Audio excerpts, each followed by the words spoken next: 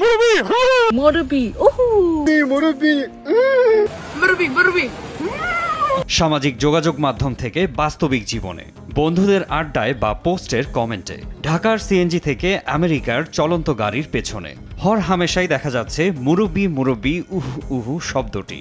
দেশে তো বটেই, এখন সাদা চামড়ার বিদেশিদের ভিডিওতেও দেখা যায় মুরব্বি মুরব্বি নিয়ে ভিডিও বানিয়ে রিলস করছে। মূলত সবাই এই শব্দটা নিয়ে হাসির মাধ্যমেই আনন্দ করছে। অনেকেই শব্দটি মানে জেনে ব্যবহার করলেও বেশিরভাগ মানুষই জানেন না মুরব্বি মুরব্বি উহু উহু শব্দের পেছনের গল্প বা কিভাবে এলো এই ভাইরাল শব্দ। মুরব্বি মুরব্বি। কুমিল্লার ব্রাহ্মণপাড়ায় জন্ম নেয়া মাওলানা মোস্তাক ফয়েজী মূলত এই ভাইরাল শব্দের আবিষ্কারক। লেখাপড়া শেষ করে কোনো চাকরি করেননি তিনি। দিনের আলোর পথে নিবেদিত প্রাণ মোস্তাক ফয়েজী ব্যস্ত থাকতেন তার নিজস্ব এতিমখানা, মাদ্রাসা সহ কমপ্লেক্সের কাজে। কোনো এক মাহফিলে দিনের দাওয়াত দিতেই হাজির ছিলেন তিনি। ঘটনাচক্রে তার মুখেই প্রথম শোনা যায় সেই ভাইরাল শব্দ মুরব্বি মুরব্বি। কোনো একটা মাহফিলে মাঝ থেকে যখন একজন লোক উঠে যাচ্ছিল, তখন আমি তাকে থামিয়ে দিতে গিয়ে বলেছিলাম, মুরব্বি। মানে এটা তো আমরা বলেই থাকি নানানভাবেই, কোনো সময় ইশারা দিয়ে বলি, কোনো সময় শব্দ দিয়ে বলি।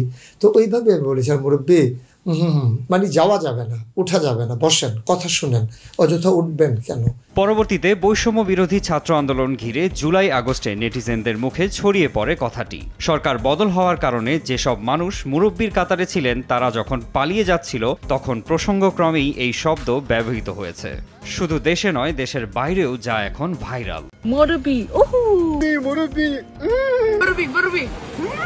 ভাইরাল হওয়ার পর অনেক কিছুই বদলেছে মোস্তাক ফয়েজীর জীবনে। তিনি বাড়ির বাইরে গেলেই রিকশার পেছনে বা গ্রাফিতিতে লেখা দেখেন মুরব্বি মুরব্বি। সবাই ছবি তুলতে আসেন তার সাথে। কেমন উপভোগ করছেন সময়টা? স্বাভাবিকভাবে খ্যাতির একটা বিড়ম্বনা থাকেই। যেমন এখন রাস্তা দিয়ে বের হলে ছোট্ট মানুষ থেকে শুরু করে একেবারে বয়োজ্যেষ্ঠ যারা মানুষ সবাই দেখে ওই সেই হুজুর যায়, মানে যিনি ওই কথাটা বলেছিলেন, মুরব্বি মুরব্বি বলে রেখেছিলেন। তো এটা নিয়ে মানুষের একটা কৌতূহল জাগে। তো দেখা গেছে যে এইটাই হচ্ছে যে একটা ব্যাপার, যে সবাই এখন চিনে ফেলেছে। হাঁটতে গেলে, চলতে গেলে সবাই দৌড়ে ছুটে আসে, ছবি উঠাতে চায়, জড়িয়ে ধরতে চায়, একটু মুসাফা করতে চায়।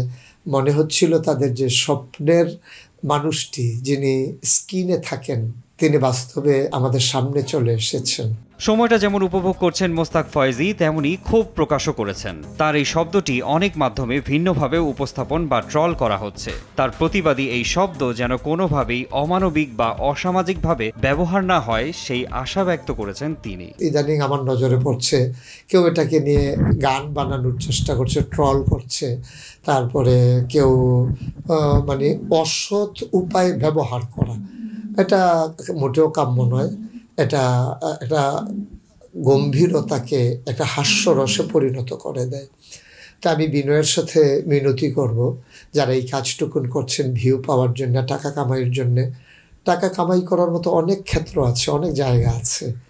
এইরকম বিষয়গুলোকে নিয়ে আপনি আপনার সাময়িক ফায়দা হাসিল করার জন্যে এই গুরুত্বপূর্ণ শব্দটিকে আপনি হাসির ছলে ব্যবহার করবেন না, এটাই আমার প্রত্যাশা। মারজান ইভান, RTV।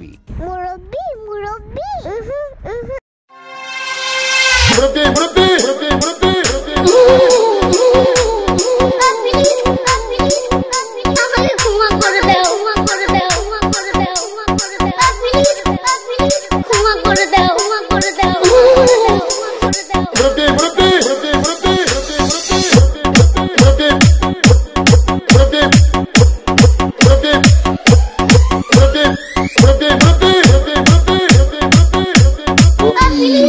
ক্ষমা করে দাও, ক্ষমা করে দাও,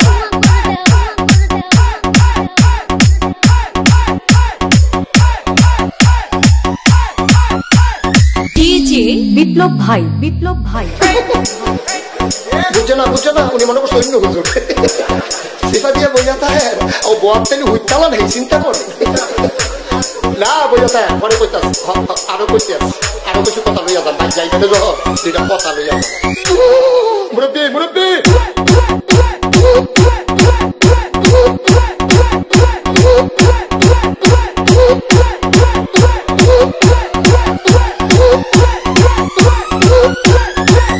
বিপ্লব বিপ্লব প্লিজ আমাকে ক্ষমা করে দাও। কাম পড়ে